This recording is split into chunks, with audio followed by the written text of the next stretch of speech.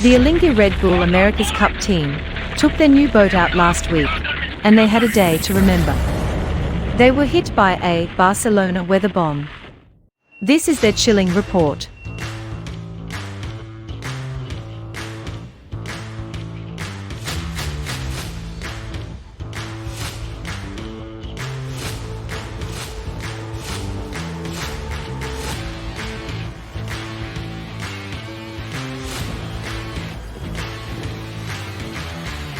It was the first day for us to put the boat out with the mast and hoisting the sails. It was a really good day for us for the sailing system.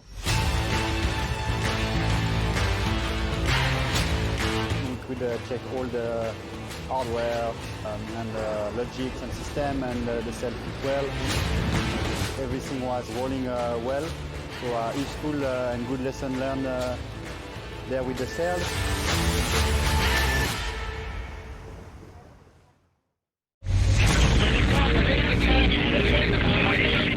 We get hit by a huge squall. Then the wind pressure went up a little bit more and the boat gently knocked down on the side.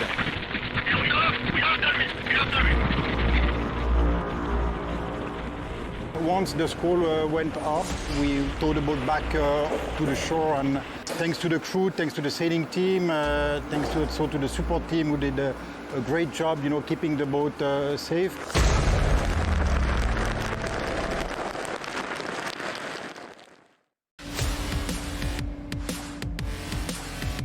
Now we're back in the shed, and the short crew is doing everything to get us back on the water as soon as possible. At the end, the team saw almost the worst thing that can happen, and everybody jumped out safe out of it, So in one sense, we're also confident, for the future. We're going to take the lessons to avoid such of things, of course, but we know if it happens for any reason, we know what to do.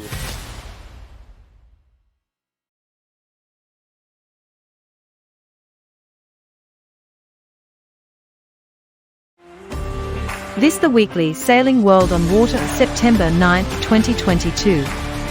Highlights in the sport of sailing in the last 7 days. While doing a dock walk in the Golden Globe Marina, organizer Don McIntyre spoke about one of the other upcoming round-the-world races, the 2024 Mini Globe, and he has 15 entrants registered so far. The boats are a third of the size of a Vendee Globe IMOCA 60s. Oh, that's Tracker. Oh, what's this about? Oh, I wonder. I need to put it in front of the gimbal. I don't know how. No, it's okay. No, it's too difficult. You need to be. This is my little boat. I sailed it across the solo across the Atlantic last year in the Globe 580 Transat. It's a plywood home-built boat. I had a friend build part of it, and then we finished it. It's a cool little boat, so you can even see Tracker. We might even let you inside. And there's a mini Globe race around the world race starting in 24. So that's little Tracker, 19 foot, 5.8 meters, a lot of fun. No, the boat is very small and just it's only 19 feet long. There it is, 5.8 meters. But yeah, we've got 15 entries already for the Mini Globe race, and going to be quite an event. So coming right along here, I've got to turn this around here. We've also got. There's a big hole here, and we're waiting for Gypsy Moth to arrive. She'll be part of the start line. She's coming in any day. Had a full refit. That's Sir Francis Chichester's boat. So when she arrives, we'll show you all about that. This is another one. This is a local Lionel Regnier, the Spirit Equip, which is entered in the Ocean Globe races, another event that we're involved with. Fully crewed race around the world in the spirit of the original Whitbread races, and we'll be celebrating the 50th anniversary of that next year. That starts. The opening exchanges of the 32nd Maxi-Yacht Rolex Cup have reinforced the event's reputation as an impressive gathering of sailing power and prowess. From the traditional designs of the J-Class, through the all-carbon Mini Maxi and Maxi Racers, the thunderous Supermaxes, to the ultimate innovation of the first-ever foiling Maxi, the 2022 fleet is a true demonstration of what makes large yacht racing so compelling.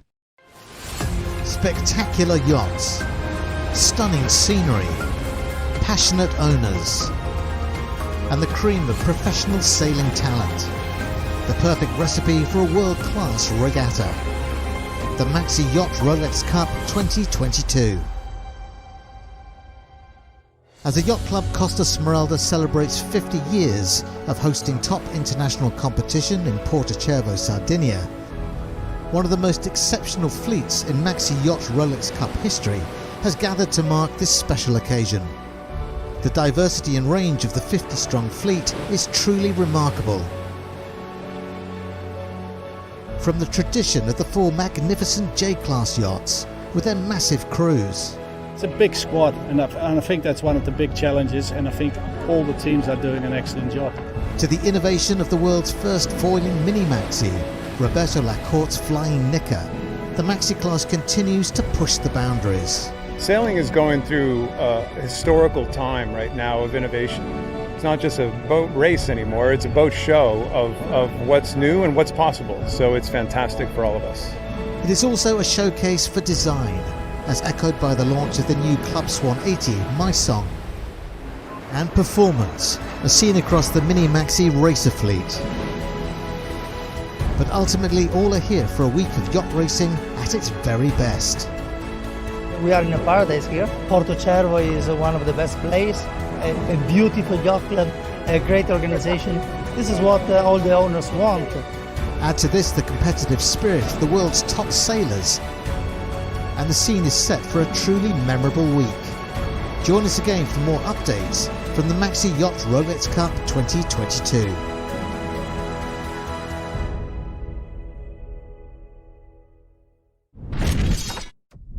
Emotions ran high as family and friends bid farewell to 16 skippers setting out from Les Sables on one of the most grueling challenges on the planet. The Golden Globe race is a solo, non-stop voyage, sailing small 32 to 36 feet, old-fashioned yachts without technology and no assistance.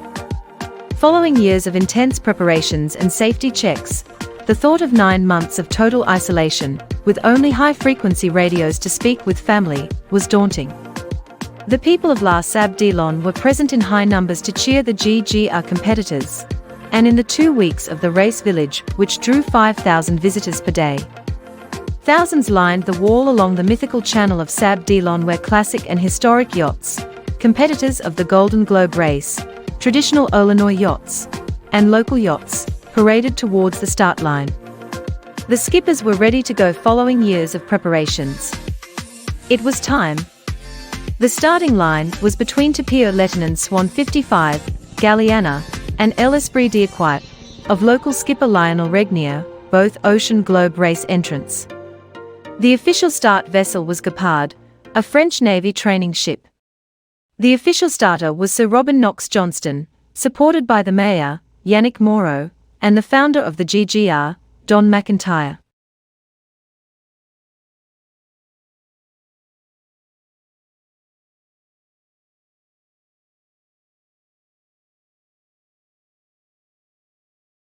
Damien Guillou called race control this evening at 9:11 p.m. local time to report a problem with his hydrovane self-steering gear.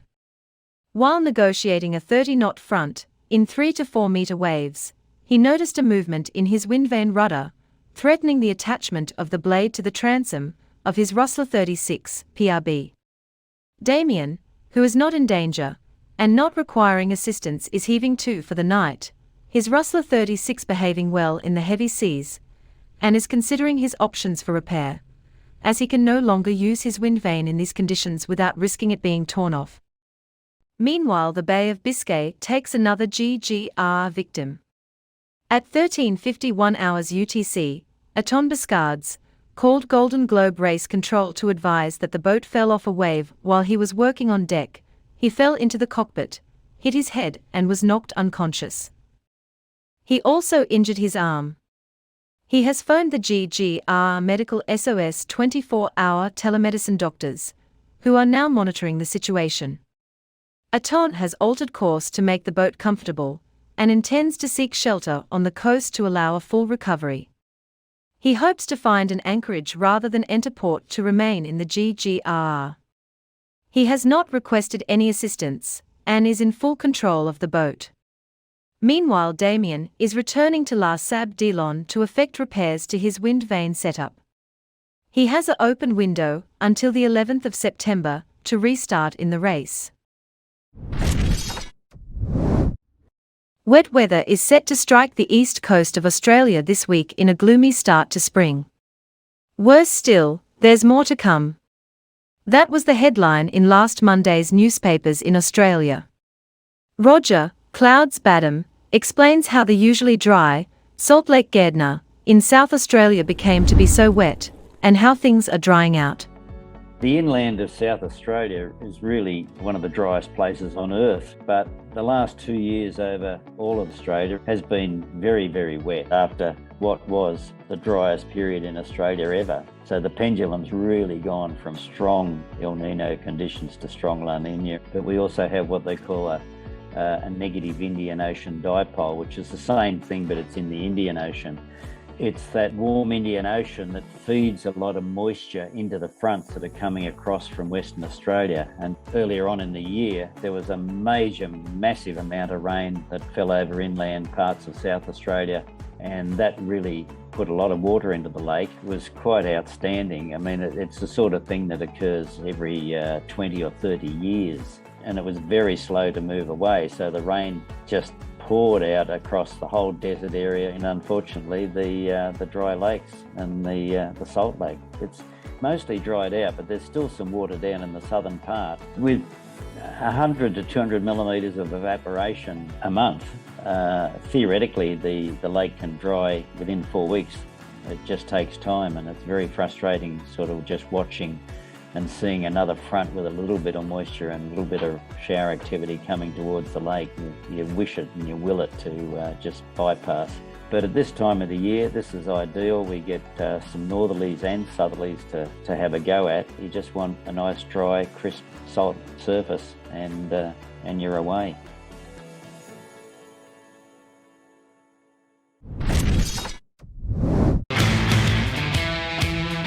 French skipper Paul Meil will fulfill a lifelong dream in January 2023, when he leads his IMOCA 60 biotherm across the starting line of the ocean race on the waters of Alicante, Spain. Paul and his team will be racing one of the newest IMOCA boats in the fleet, a Verdee design that is expected to compete for the title in the Ocean Race 2022-23, before Paul will go on to sail in the next edition of the single-handed Vendee Globe. Like a sister ship of Linked Out, but I'm really happy because I think Linked Out is a really good boat. But we did some modification, like it's a new force design, it's a new bow, like the bow is more curved to go faster, I hope, in a downwind condition. We changed the rudder systems and also the coach roof. We don't have a lot of time because next week is a Défi Azimut, so it's like a warm-up of the ocean race, because actually the 5 entries of the ocean race will be raced together, so it's amazing. And after I have to do my qualification for the Route du Rhum. It's a 1,200 miles single end, and just after I think I have 2 weeks to prepare the Route du Rhum. So, but I'm pretty confident because the boat is strong, and after the Route du Rhum we will deliver the boat straight to Alicante in December, and to have big check before the round the world. The idea was to make compromise, to have half of the crew with like French spirit and IMOCA experience, and the other part like international guys from different backgrounds, Olympic Games, America's Cup, and maybe more match racing and maybe more ocean race atmosphere. And I think, yeah, it's pretty good crew with a good atmosphere together, like with French Damien Seguin, Anthony Marchand, Amélie, and Giulio Bertelli, Italian, and Mariana from Portugal. So no, I think it will be really interesting. They will come for Défi Azimut. So we're going to start to train, and we probably will announce more crew in the following week or months.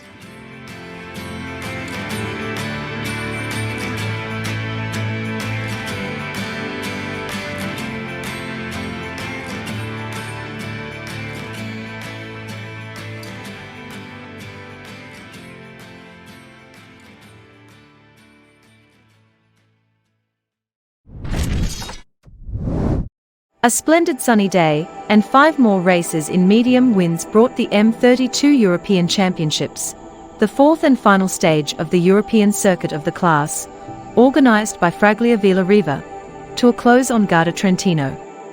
As expected, it was a hard-fought final, especially for second and third place, as the Dutch of Blick SEM won by a margin of 10 points. Redemption of the Italian Andrea Lacorte on Vitamina Veloce, who after a negative day on Saturday, managed to climb up the ranking by 1 position, confirming his second place overall, and winning the overall classification of the European circuit after the 4 stages held in 2022. In third place by a single point was China 1, Ningbo. Once again, the logistic base offered by Fraglia Villariva proved to be an excellent solution for this type of catamaran, and their teams, who found the necessary spaces.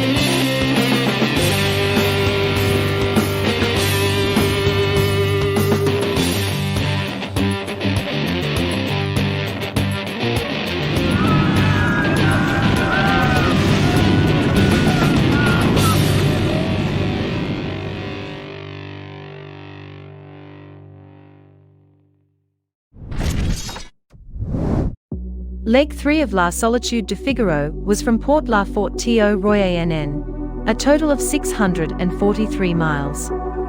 True to the forecast before the start of Stage 2, the winds had died away since the afternoon before the start, leaving very light airs for the race start day. Here are the start and finish videos.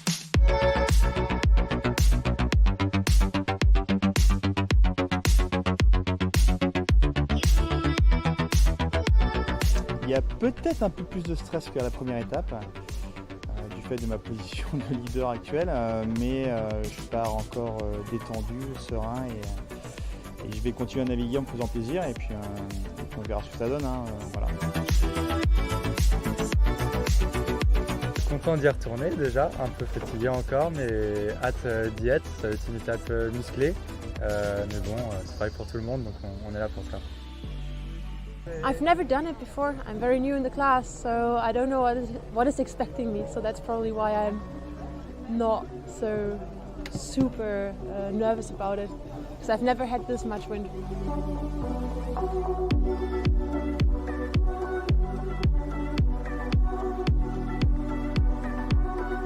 En fait, c'est jamais fini jusqu'à la fin de la dernière étape. Donc, il ne faut jamais perdre l'esprit.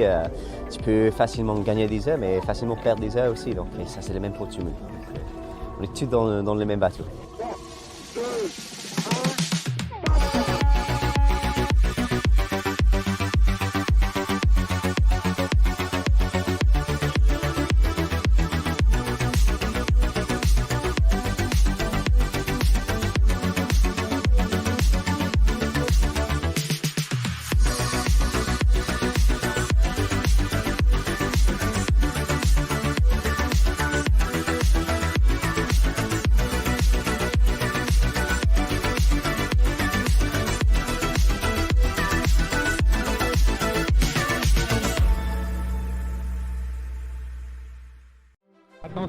Attention pour l'arrivée de région Normandie pour cette deuxième étape de la solitaire Figaro 2022 à Royan. Arrivée de région Normandie.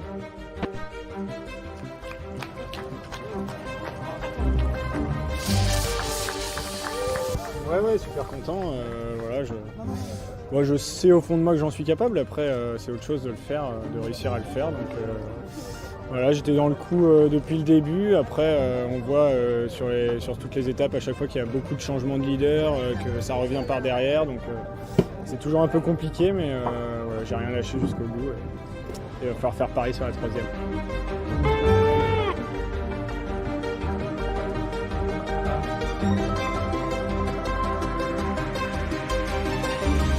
Ah bah vraiment il a un super goût celui-là parce que je suis allé vraiment le chercher très très loin ce podium là sur cette étape parce qu'elle était dure, très complète, très variée avec encore des retournements de situation, des regroupements et j'ai passé toute la majeure partie de la flotte dans les 3 à 4 premiers donc ça aurait été dur de ne pas y accéder et là je suis allé vraiment aller le chercher notamment hier dans la molle donc je suis vraiment trop content et la bataille avec Guillaume était super sympa cette nuit en plus donc voilà. Un magnifique vainqueur.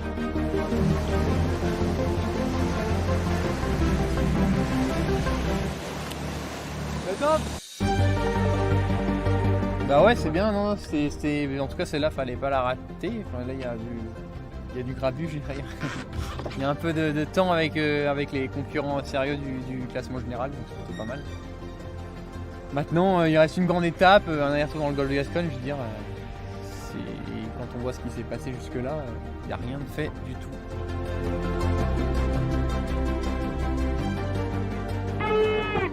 On n'a jamais eu de pause en fait, on a eu 12 heures de baston et après direct dans le pétrole. Donc c'était manœuvre, changement de voile, réfléchir à la stratégie, chef des allures et tout. J'entends des voix dans le bateau.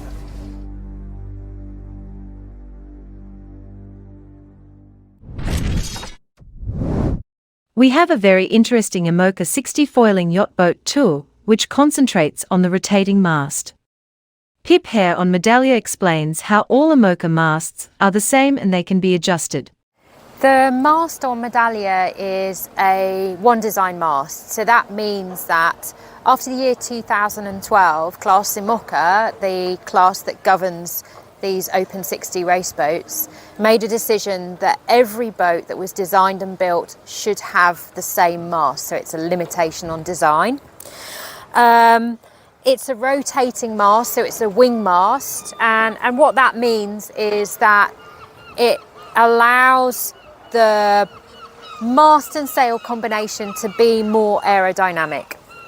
So the shape of the mast is more oval. If you're looking down on it, it's more like a teardrop. And the mast itself will rotate. So underneath here, it sits on a ball joint. And these ropes here allow me to pull the mast one way or the other, which means that I can always minimize the turbulence effects that the mast is creating on the sail behind it. Now I have a mast sensor which will tell me what angle the mast is at, and that's quite crucial because that then tells me what angle the wind is at. If for some reason that mast sensor doesn't work, then I can manually input that, and on the deck here we've got some little dots which tell me whether the mast is at centre, 5, 10, 15 degrees, and that allows me to manually input that factor.